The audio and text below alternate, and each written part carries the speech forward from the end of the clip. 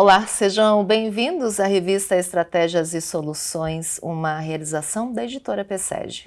Eu sou Soraya Fess, eu sou apresentadora deste videocast e trago aí para vocês um tema bem atuante sobre inteligência artificial. Ela já foi uma onda, mas agora se tornou essencial aí para os profissionais e para as empresas que querem alavancar altos níveis de desempenho independente aí da sua área de atuação. Vamos fazer uma comparação? Deixa aí o convite para uma reflexão. Se imagina sentado dentro de um carro moderno, futurista, cheio de tecnologias. Mesmo que você esteja bem acomodado dentro dele, é tanta tecnologia que você não consegue ajeitar o banco, não consegue ligar o ar-condicionado e o teto solar está aberto. Porém, começa a chover e você não consegue fechá-lo.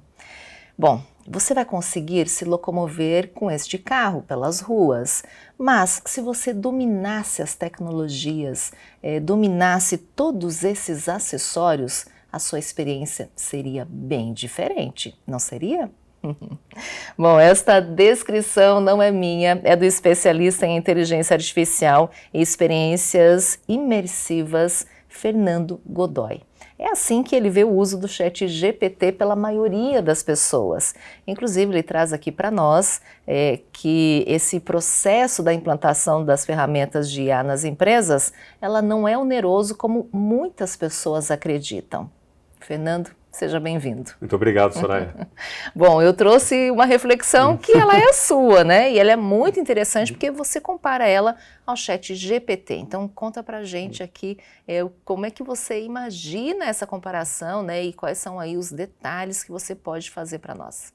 Bom, tem bastante coisa. Acho que não só no ChatGPT ou com qualquer outro GPT, as pessoas, assim, quando vão ter a primeira experiência, todo mundo tem meio que preguiça, né? Igual quando você compra um equipamento, ninguém quer ler manual.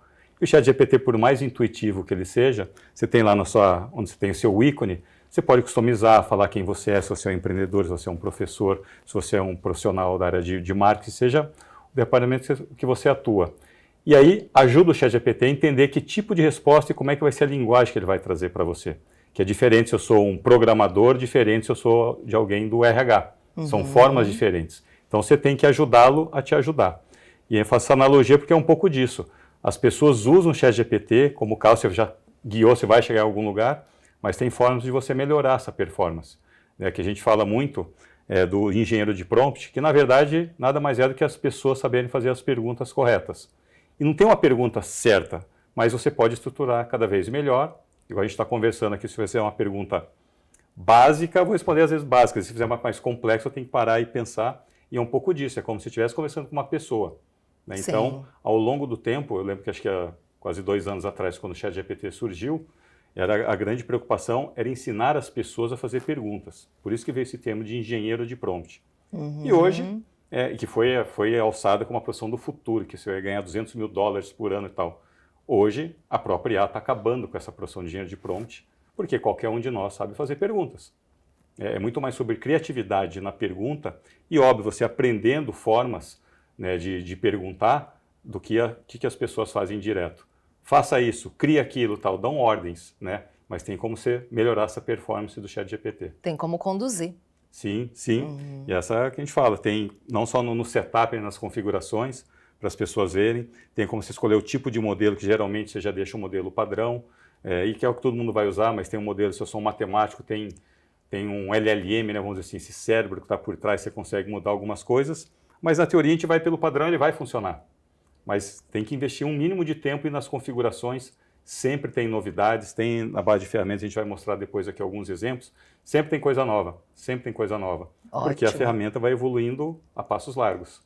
A questão da capacitação, ela pode ser de uma forma individual ou, de repente, a empresa, o RH, o próprio gestor, né, pode também conduzir a sua equipe a se aperfeiçoar com as ferramentas. Como é que você vê?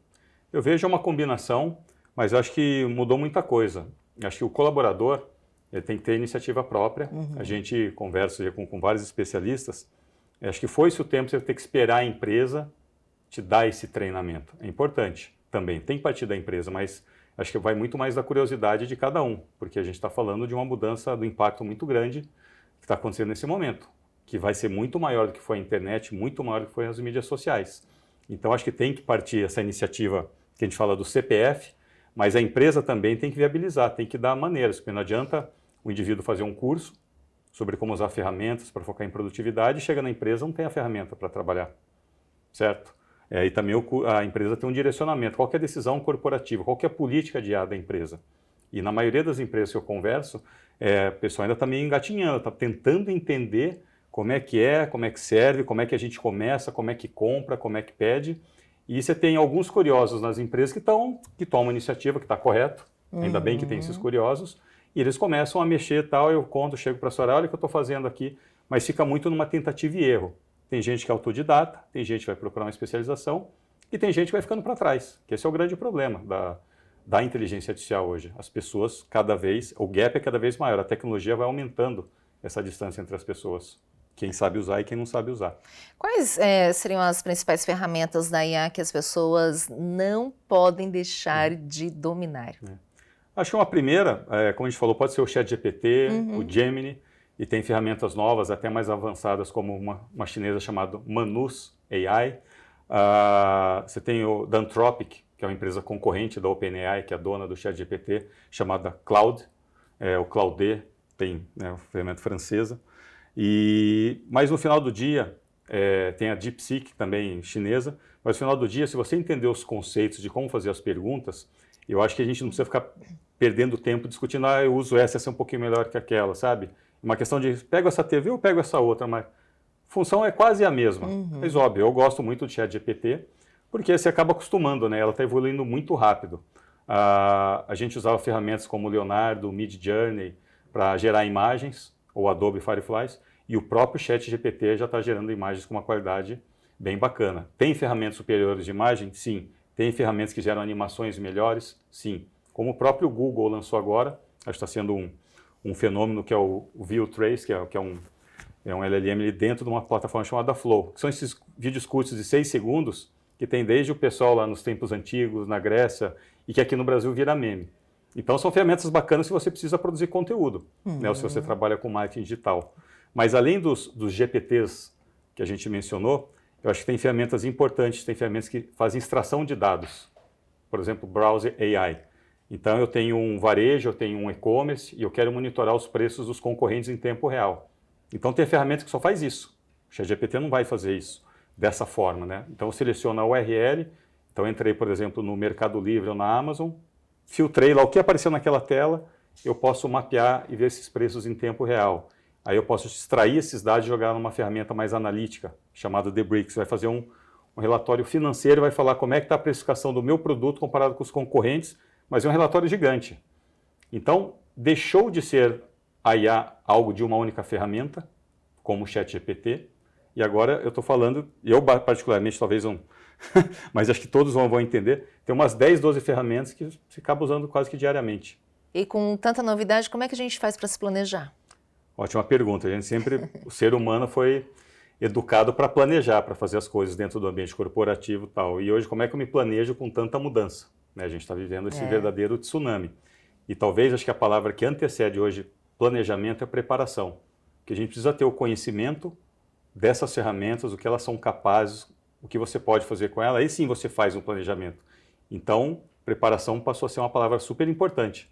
Por quê? Como é que eu vou planejar o que vai acontecer com o meu negócio daqui a 2 anos? É difícil, porque o mercado muda rapidamente, o consumidor, mas agora eu acho que o grande impacto é o processo. Né? Então, assim, as empresas estão revendo como é que elas trabalham, elas estão revendo porque a tecnologia e a inteligência artificial está substituindo muitas das funções, são essas funções repetitivas. Então, isso impacta. Resumindo, eu estou fazendo muito mais tarefas, melhores, mais rápido, com menos pessoas. Então, isso começa a impactar também o futuro do trabalho. Então, minimamente, acho que todo colaborador, essa preparação que é o que a gente está discutindo aqui, que é educação. Como é que eu aprendo, como é que eu utilizo as ferramentas a favor do meu negócio, do meu dia a dia, como é que eu me torno mais produtivo. Que é o que a gente sempre fala, você não vai ser substituído pela IA, e sim por uma pessoa que sabe usar IA. Às vezes essa pessoa pode estar sentada do seu lado, e na hora que o chefe for escolher, tem uma pesquisa, acho que do ano passado, da Forbes, com a Microsoft, com o LinkedIn, que feito com gestores de vários empresas de vários países do mundo todo, eles estão preferindo contratar pessoas menos experientes, mais novas, mas que sabem usar algumas ferramentas, do que um cara que é super experiente, tem uma bagagem, tem um currículo invejável, mas tem dificuldade ou ainda não começou a usar. Então já está começando a ter esse movimento. E isso é a preparação, porque, por um outro lado, é quase que um contrassenso, porque ninguém melhor do que pessoas experientes para usar o ChatGPT, porque é sobre ter bagagem, currículo, vocabulário, para saber perguntar. Então, eu vou perguntar sobre um determinado assunto, ligado ao empreendedorismo, à tecnologia, talvez melhor do que uma pessoa mais nova, com X anos de diferença. Porque já aconteceu várias coisas e eu consegui formular esse prompt melhor. Então é isso que está acontecendo, mas tem que ter iniciativa, porque só o seu conhecimento guardado na sua cabeça, você tem alguém muito forte concorrendo com você. Mas é interessante essa fala que você trouxe, né? Porque vem de encontro a uma questão que iremos perder trabalho. Né? E na verdade não, na verdade as pessoas têm que se atualizar mesmo. E a gente pode citar aqui praticamente 4 pilares que tem a inteligência artificial? Sim, tem. Só voltando nesse ponto, você falou do mercado de trabalho, às vezes a gente escuta só das vagas que vão sumir, né? Que eu gosto de falar que vão ser transformadas, mas da projeção de 90 milhões de vagas que vão sumir, também as pessoas esquecem de falar que vão surgir outras 140, 150 milhões. Só que não tem gente suficiente capacitada para preencher essas vagas. Né? Então não é que vai ter um monte de desemprego, vai, se as pessoas não se prepararem. Né? Então todo esse processo de automatização, como aconteceu com cobrador de ônibus, como está acontecendo com caixa, como aconteceu com caixa eletrônico no banco, esse movimento vai acontecendo há tempo, só que agora vai acelerar muito mais. Só para complementar. E em relação aos pilares, que a gente fala, se você não está usando a IA para aumentar a produtividade da sua equipe, do seu time, e a sua mesmo, né? Isso daí é para todo mundo, não tem essa social, não, é para todos. Produtividade, se você não está usando para reduzir custos, para aumentar vendas, e principalmente, que a gente fala que é a cereja do bolo, que não é tão simples, mas acho que é um dos grandes impactos da IA, que é a famosa análise preditiva. Se eu tenho dados, né, e dados, quando a gente fala dados estruturados, dados corretos, eu posso... Todo dono de empresa tinha o sonho de ter uma bola de cristal. O que vai acontecer com o mercado ou com a minha empresa? Quanto que eu vou vender mês que vem? Então vamos simplificar a pergunta. Se eu tiver dados com o histórico da minha empresa, o que aconteceu com os últimos 10 anos, 20, 30 anos, eu posso fazer esse tipo de pergunta, desde que o dado tenha qualidade. E é o que a gente chama de construir um data lake. Os dados podem vir de um RP, de um CRM, de uma planilha, de uma transcrição, de uma reunião, de anotações, não importa, do meu estoque, do call center. Tudo isso são dados, que é a grande corrida do ouro, né? A gente está vivendo no mundo, dados é o novo petróleo. Então, para eu poder fazer essa pergunta, o dado tem que ter qualidade. Eu tenho que ter imputado isso daí. E aí eu vou querer saber onde eu vou ter prejuízo, onde eu vou ter problema, como que eu vou expandir, quanto que eu vou vender na região tal, com a pessoa tal. Então, isso é análise preditiva. Para eu saber como é que estrutura o meu negócio. Compro mais, compro menos, contrato mais, reduzo, pergunto para onde que o mercado está indo.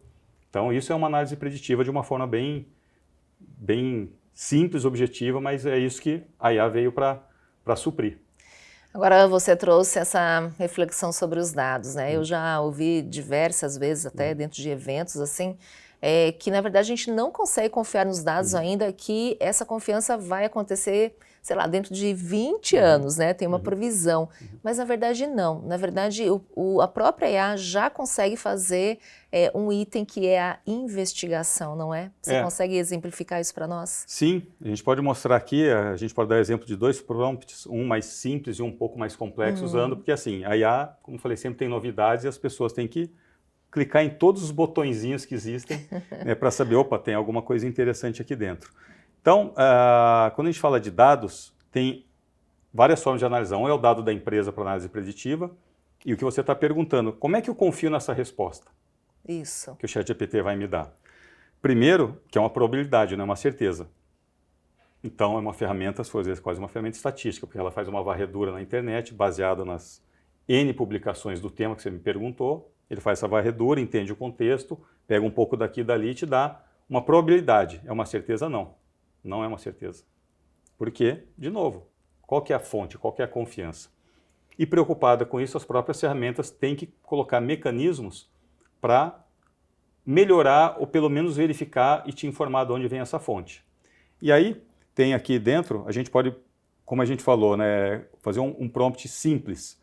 Então imagina que eu deixei pronto e a gente vai evoluir para esse mais completo para fazer uma investigação, que é você traz dados em tempo real. O que é trazer dados em tempo real? Hoje, né, enquanto a gente está batendo esse papo, o ChatGPT ele vai buscar uma base até junho de 2024. Então, tem uma ferramenta que eu pus um prompt, a gente já vai definir melhor. Quando eu vou buscar na web, hoje, ele vai até essa base. Ah, mas se quiser saber informações de 2025, ele não vai te trazer. Isso é um problema. Só vai até 2024. Só vai até 2024. Porém, quando você usa essa função que a gente vai usar no próximo exemplo, você vai entender que não só ele consegue buscar em 2025, como ele traz a fonte. Onde que ele foi buscar e é super importante para você tomar uma decisão. Então, acho que um dos erros, quando a gente volta no início do nosso bate-papo, acho que um dos erros que as pessoas podem fazer, aquela história do carro, é falar, crie para mim tal coisa, ou faça tal coisa. Dá um passinho para trás, e no caso aqui, assuma o papel de um consultor de negócios. Ou seja, o que a gente chama de role play. Você definiu quem é você, no caso, o GPT. Ele entende, opa, então vou ter que me importar com esse profissional. Às vezes tem pessoas que citam o nome de pessoas. A partir de agora você é fulano de tal. Baseie-se no escritor tal, baseie-se no que for. Então ele já, opa, ok. Então você percebe que você vai melhorando. E aí, em vez de a gente fazer um prompt que a gente chama às vezes simplista, faça tal coisa para mim, crie um plano de negócios, crie uma campanha, quanto mais detalhes, melhor vai ser a resposta. Então quando eu venho aqui, assumo o papel de um consultor de negócios, quero tomar uma decisão sobre, a gente pode tomar várias decisões. Imagine que eu sou empreendedor, e aqui eu vou substituir esse problema, e você pode fazer com qualquer área. Tá. Aqui a gente está falando sobre tomada de decisão, ou você podia falar, estou com um desafio. Seja um desafio pessoal, seja na minha empresa, seja no meu departamento. Dá para você brincar aqui e substituir para qualquer coisa. A palavra decisão ou desafio. Quero tomar decisão sobre expandir a minha, por aqui, consultoria de IA para os Estados Unidos. E o resto você aproveita, né? Liste os prós e contras dessa decisão em curto, médio e longo prazo. Você está vendo que eu vou colocando algumas variáveis. Eu poderia perguntar, é vantagem abrir escritório nos Estados Unidos? Você concorda que fica muito vago? Exatamente. Então, isso é criar um prompt estruturado, melhor, que você está se ajudando. Você está ajudando o ChatGPT, mas no final do dia... Então, o que a gente falou? Eu pus algumas variáveis. Liste os prós e contras e podia parar por aí. E depois podia fazer uma segunda pergunta. Eu já estou colocando várias perguntas aqui dentro. Prós e contras, decisão no curto, médio e longo prazo. Em seguida, me mostre 3 cenários possíveis. Um otimista, um realista e um pessimista com impactos práticos de cada um. Então, basicamente, a gente deixa de... Você pode fazer perguntas básicas, eu sempre brinco, você pode entrar aqui e pedir a receita do bolo de cenoura, e também tá bom, tá tudo certo. Ou agora, cada vez mais, vem respostas mais completas e complexas. É como se fosse um relatório. Tá. Eu achei interessante essa dica que você deixou também de se posicionar como profissional, né? Quer dizer, quem é que... Né? Quem eu sou? Então ela vai conseguir entender e abordar aí uma linguagem mais própria. Exatamente. Pode sim. A partir de agora você é um consultor de moda, a partir de agora você é um jornalista, a partir de agora você é o Mark Zuckerberg. Você pode falar, pense como Elon Musk, e às vezes as pessoas usam, porque usam como mentores de empreendedores. Ele fala, a partir de agora você é o Steve Jobs, Elon Musk, e vai colocando outros especialistas na forma que eles pensam para me ajudar a criar um novo produto da minha startup. Tá. E aí eu posso subir aí um arquivo, estou imaginando criar esse novo produto no mercado. E eles vão criticar isso daí para você, os prós e os contras. E ela trouxe isso agora. E agora acabou trazendo aqui, expansão para os Estados Unidos, passar um pouco rápido, mas os prós, acesso ao mercado robusto, mercado maduro, visibilidade, oportunidades de parcerias. Então, não só ele vem trazendo a resposta, como ele vai dando dicas de coisas que talvez eu nem pensei que pode ser uma boa ideia. Falei, caramba, posso fazer uma parceria com uma universidade, né? Porque eles vão precisar do meu produto, eles podem testar. E os contras, né? Custo elevado, burocracia, concorrência. Porque às vezes é que aqui eu estou me colocando no papel de empreendedor. E a gente faz muita coisa na empolgação. Né? Então, a gente acha que vai estar tudo certo, mas eu quero que alguém... puxa a minha orelha e fala, você já olhou isso daqui? Aí no médio e longo prazo, os prós e contras. Longo prazo, 3 a 5 anos, cenários possíveis, um cenário otimista, expansão rápida e bem-sucedida. Por quê? Por causa disso, rentabilidade. Um cenário realista, que é o do meio. Né? Ou seja, ele vai me trazendo coisas que me faz pensar. E aí, se eu não estiver satisfeito ainda, eu posso pedir para ele expandir ou fale-me mais sobre o porquê disso. Me explique como é essa burocracia. E vai. Então, assim, vira uma conversa com o especialista. Então, essa é uma forma correta de você fazer prompt. Não tem, assim, o perfeito. Eu posso fazer uma pergunta simples e, às vezes, a gente faz uma entrevista que a gente chama reversa. Imagine que eu não sei perguntar. Por onde eu começo? Imagina que a gente vai fazer um contrato ou qualquer coisa. Antes de eu pedir para ele gerar um contrato para mim, desculpa, antes de ele analisar o meu contrato, seja um contrato de compra e venda de imóvel, eu sou o locatário que está comprando o meu apartamento. Eu posso perguntar para ele, posicione-se como um consultor imobiliário, ou jurídico, advogado, ou um grande corretor.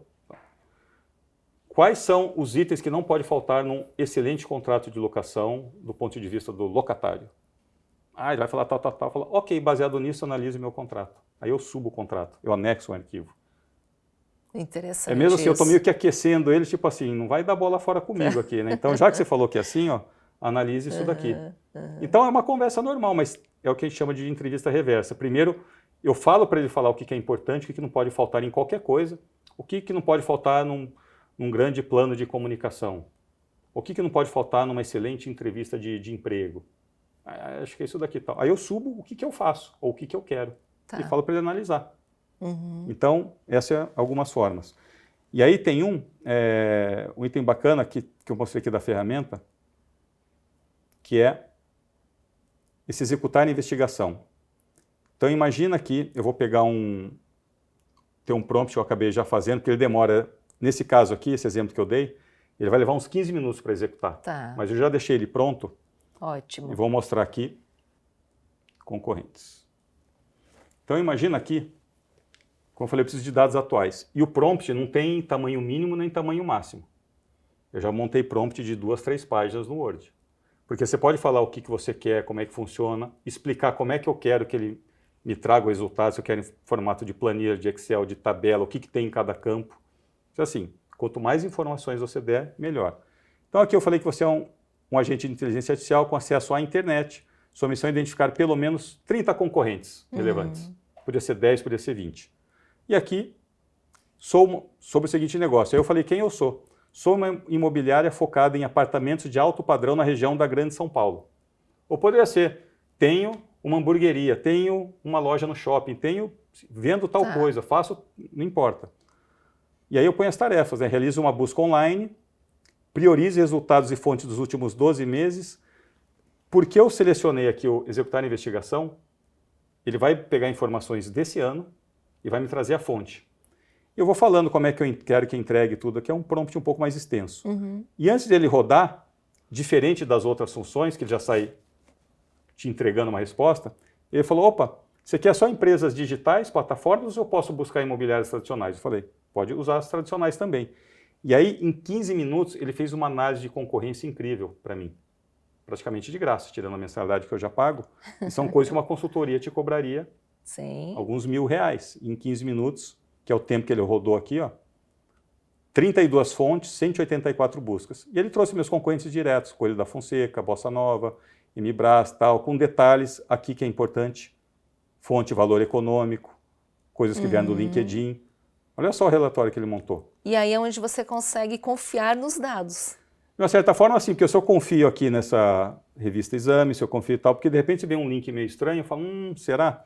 Mas só para mostrar que está evoluindo, está melhorando, eu não fico preso a dados de junho de 2024. E aí vem concorrentes diretos, ou seja, ele me trouxe um relatório, quem são os entrantes, emergentes, e vai embora, com dados, dá algumas notas aqui, mas isso daqui já é uma execução um pouco mais avançada, mas é muito importante para você, assim, aplicar a qualquer negócio. E por falar em negócio, com esse exemplo que você trouxe para nós, que ficou muito claro agora, você tem casos reais, assim, onde a inteligência artificial ajuda, ou está impactando algumas organizações?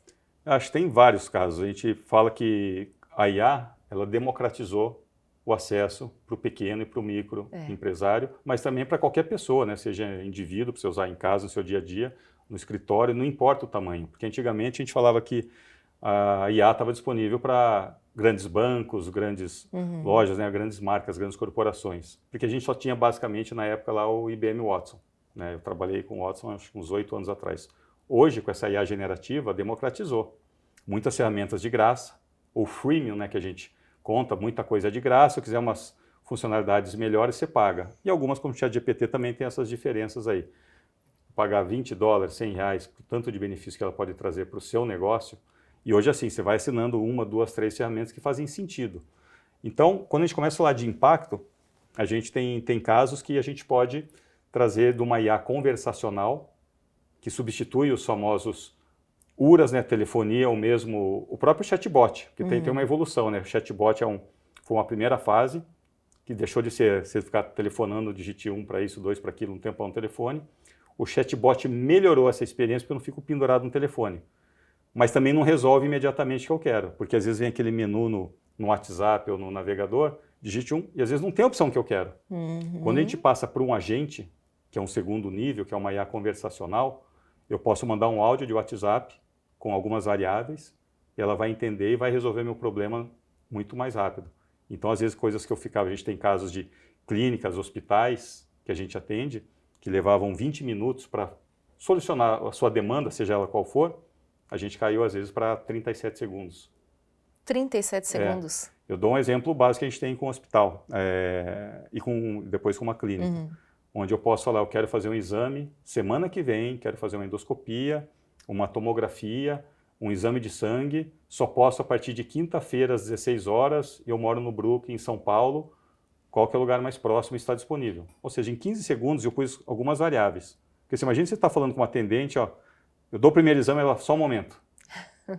Segundo exame, só um momento. Para combinar os três, só na quinta-feira, à tarde.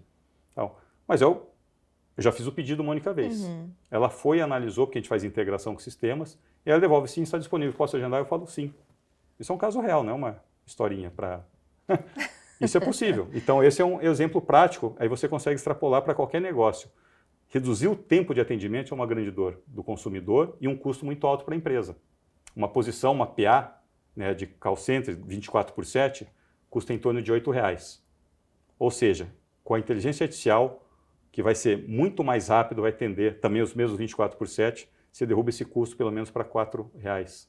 Ou seja, qualquer coisa que você aplicar numa IA, você reduz por 50% o custo. E tem outras vantagens. Aumentam as vendas, que é um caso de uma clínica que só fazia atendimento comercial, perdi um monte de clientes quando o cara queria ligar fora do horário final de semana, mas principalmente, ou seja, conseguiu aumentar as vendas, mas principalmente pelos dados que eu vou coletando, porque nem todo mundo está atendendo o telefone, seja um vendedor, seja uma secretária, lança a informação, a Soraya ligou, quero fazer algum serviço. Não lança. E como a IA está conversando com você, essa IA conversacional, ela está captando um monte de dados. E nessa clínica, que a gente não só reduziu pela metade o custo que tinha com os secretários, ou seja, começamos a transformar empregos, a que tinha melhor entendimento virou a gestora da IA dos conteúdos, as outras 3 perderam emprego. Identificou a IA que tinha um produto que um monte de cliente pedia. E ele não sabia. Aí, depois de um mês que rodou, já tinha dados suficientes, dados confiáveis, né? Porque não foi o dado que alguém imputou, não era o próprio cliente pedindo, eu quero fazer esse tipo de procedimento. Ele foi lá, comprou uma máquina, já tinha reduzido o custo, tinha aumentado vendas, porque ele fez mais agendamentos, lançou um novo produto dentro da clínica dele. Então, esse é um típico exemplo que isso que eu falei da IA, reduz custo, aumenta vendas, lançou novos produtos, e realmente a produtividade não dá para comparar. Eles faziam acho que 4, 5 mil chamados, com metade do preço, quase que dobraram o número de atendimentos, de agendamento de consultas. E este é um setor que você apresentou para a gente. Mas cabe em todos, né? Porque o raciocínio, o conceito é parecido. Como é que aumenta a produtividade? Tem um monte de ferramenta aqui. Como é que eu reduzo custos? Você tem N formas de reduzir custos. Porque no final do dia, a IA te permite substituir e revisar um monte de processos. Posso dar um outro exemplo. Uma empresa de eventos que punha lá um formulário, a Soraya tinha interesse em ir numa excursão num show. Aí você preenchia o formulário. Aí caía para alguém. Ô, Soraya, porque é difícil hoje você comprar online direto algum produto. Está tendo ainda que ter uma intervenção humana, dependendo do ticket, do valor. Você não está comprando um negocinho de R$10. Mas como é um serviço, uma experiência, você preenche ali um formulário, alguém vai entrar em contato. Você tem interesse? Tem. Aí eu mando um link de uma tiqueteira para você comprar. A hora que você compra, você precisa da nota fiscal. Aí alguém vai no RP e emitir a nota fiscal para mandar para a Soraya. Quantas pessoas passaram nesse processo de atendimento? E via IA e via ferramentas de automação, você como o próprio nome diz, você vai automatizar. Então isso é ganho de produtividade, isso é redução de custo, e o tempo que você levava para fazer tal coisa, você faz em um tempo muito reduzido. Porque tudo é custo, toda a infraestrutura que você tem na empresa, exato. tal, desde aluguel, luz, equipamento, o salário, fica doente, né? Então assim, as pessoas precisam entender que elas precisam fazer coisas mais úteis com o seu tempo e com o seu cérebro. Bom, e para aperfeiçoar, a gente tem que estudar, tem que mergulhar nessa ferramenta, dominar. O Instituto PSEG, ele tem um curso livre que é IA para negócios, né? Iniciou agora no ano de 2025 e você é coordenador deste curso. Já começaram aí a primeira turma, né? Já teve aí um início, na verdade. Esse curso, queria que você falasse um pouquinho mais sobre ele, né? Quer dizer, ele terá sequência, as pessoas que têm interesse também conseguem entrar. Sim, você pode entrar nesse curso a qualquer momento, porque ele é um curso ao vivo e online, mas as aulas ficam gravadas. E assim, a gente conseguiu juntar profissionais experientes aí de mercado e com todos os professores, que todos acabam sendo amigos, né? Eu conversei, deixei uma coisa bem clara, né? Tem que ser muito prático, tem que ser mão na massa. Porque eu falo que ninguém aguenta mais teoria, às vezes eu vejo em palestra, que a IA surgiu lá em 1900 e bolinha, vai falar sobre Alan Turing, ninguém quer saber mais isso daí, desculpa. Né? E você não precisa saber o que é um monte de sigla, você precisa saber a ferramenta, como é que usa essa ferramenta a favor do meu negócio. Sobre produtividade, então o curso é sobre isso. A gente acaba entrando em alguns temas um pouco mais sofisticados, vamos dizer assim, sobre automação, mas é para as pessoas saberem que existe e que dá para fazer. Talvez ela não vai conseguir fazer especificamente uma automação complexa, mas 90% do curso é para qualquer um, que a gente pega na mão, a gente vai mostrando várias ferramentas, professores com diferentes tipos de abordagem, com cases diferentes. Então, acho que tem uma aplicabilidade incrível e pelos comentários sendo bem bacana. Então, acho que a parte boa é essa. Você pode ir lá, assistir a aula, revisar, volta depois. Não consigo acompanhar ao vivo. Ela está gravada, né? Você não vai perder nada, né? Tem material, tem os anexos que os professores incorporam, exemplos de prompts incríveis. Então, assim, acho que é despertar essa consciência de cada um sobre produtividade primeiro, né? Assim, a gente brinca, é o novo Office, mas 1 milhão de vezes turbinado. Que interessante. Então, deixa aí o convite para vocês, né, para que vocês... É um curso curto, né, de 3 meses? 3 meses, são 24 aulas. Olha só. Sempre às terças e quintas, mas, falei, elas ficam gravadas. E ficam vendo exemplos práticos. A gente pode até mostrar uma ferramenta que é incrível, que já está há um tempo no mercado, que é o Gama, para fazer apresentação. E a maioria das pessoas não sabiam. E todo mundo, às vezes, gasta muito tempo no famoso bom e velho PowerPoint, né? 3, 4 horas, e a gente faz, se você quiser, aqui em 3 minutos uma apresentação. Olha, para a gente encerrar, acho que a gente podia exatamente fazer uma apresentação. Vamos lá. Né? Vamos sim. Quer me dar um tema? Eu quero. Tem um dilema aí dos carros elétricos, né? Quer dizer, o que vem aí pelo futuro em relação aos carros? Tá. Você fala um comparativo de carro a combustão, elétrico? Exatamente. Tá. Vamos fazer um prompt bem simples, tá? Tá bom. Faça uma apresentação comparando a eficiência de carros movidos a combustão, por aqui, híbridos e elétricos. Faço uma apresentação, vou ser um pouquinho específico aqui, com 10 slides. Tá. Comparações de carros. Traga números globais e tendências. E aqui eu poderia falar, você é um especialista tal, para efeito de tempo, né? É só para exemplificar, porque o importante não é nem tanto agora que o ChatGPT, é como é que ele vai criar aqui. Eu tenho, o Gama. Então, Gama, Gamma.app, Gama com 2 M's. Tá. Uma ferramenta que tem a sua própria IA. Eu vou criar um novo aqui enquanto ele está gerando. Você pode gerar dentro dele, mas eu vou ser bem objetivo aqui. Eu vou colar o texto. Que texto? Eu vim aqui, eu gosto muito de fazer no ChatGPT, ele já criou. Eu poderia fazer no Gemini ou qualquer outra ferramenta. Não estou nem vendo, tá? Vou dar um Ctrl+C. Acredito que tem ali. Pelo menos a espinha dorsal acho que vai estar bem feita. Depois você vai ajustando. Tá. Vou dar aqui um Ctrl+V. Vou aqui embaixo. Vou pedir para ele preservar o texto. Eu não quero que ele mexa, altere, reduza, amplie, nada. Deixa do jeito que está. É tipo próximo, próximo, próximo. Está aqui, ele separou slide por slide, ou seja, são 10, o que vai em cada um. Tipo de imagem, você tem vários modelos, vou deixar aqui num padrão, deixar o Leonardo, para não perder tempo. E aí você escolhe um template. Ou seja, os 10 slides que eu criei ali no ChatGPT, selecionar um template aqui que eu gosto. Tá.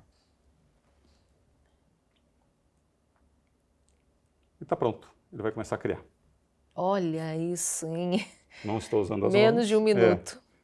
Então assim, tipo, em 3 minutos você monta uma apresentação. Sim.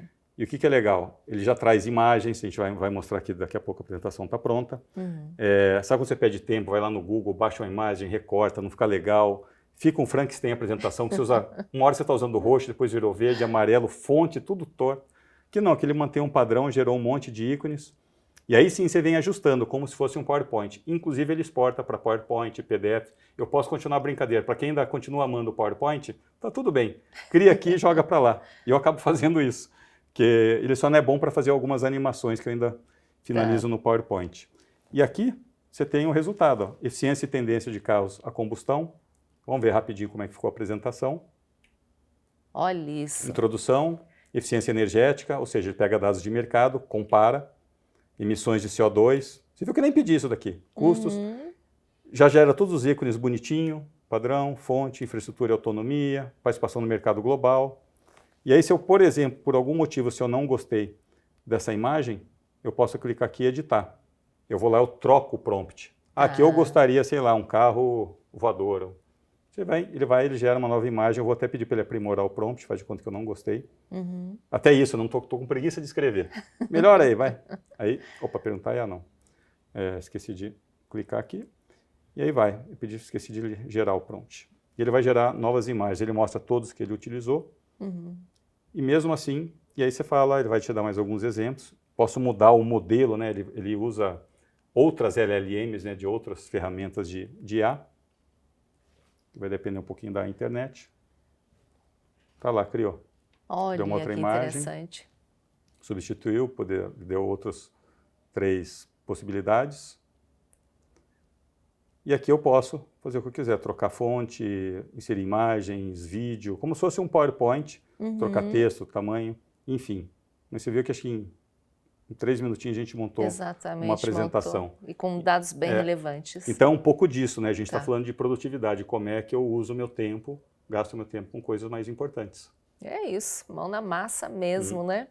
Bom, gostei muito dessa nossa conversa, você trouxe exemplos, assim, que com certeza vai ajudar quem nos acompanha a entender e se aprofundar nesse assunto que é muito importante, né? Hoje em dia, é daqui para frente, é um futuro e um presente que já está instalado. Então, para a gente encerrar, deixa um recado para as pessoas que nos acompanham, principalmente sobre a importância de dominar a inteligência artificial. Eu acho que o recado sempre dou, seja aula, seja palestra, consultoria, enfim. A gente tem que se manter curioso, sempre, sempre. Eu cheguei até aqui por causa da curiosidade, desde sempre, desde antes de internet. Mas acho que o momento pede isso daí, pessoas curiosas. A gente não tem medo, achar que tecnologia é difícil, é caro. Nunca teve tão simples de você usar a tecnologia. Daqui a pouco você não precisa nem programar, né? Daqui a pouco não, já tem ferramentas e tal. Então acho que a curiosidade é a coisa mais importante hoje para o ser humano. Você ser um eterno estudante, né? Tem que aprender sempre, mas seja curioso pelas coisas, que dá para fazer coisas melhores, mais rápidas e melhores, e você usa o seu tempo para viajar, curtir a família, alguma outra coisa você vai fazer. E o melhor, acessível. Totalmente. Exatamente. Agradeço aqui então pela sua participação. Eu que agradeço o convite. Obrigado, Soraya. Viram só? Que mundo interessante é esse que nós já fazemos parte? Domina essa ferramenta, coloca aí a produtividade no seu dia a dia e depois comenta com a gente o resultado disso. Aproveita e compartilha essa nossa conversa aqui, porque com certeza outras pessoas também precisam entender. Tá bom? Revista ES vai ficando por aqui, mas logo a gente volta com outros temas interessantes para você. Até lá!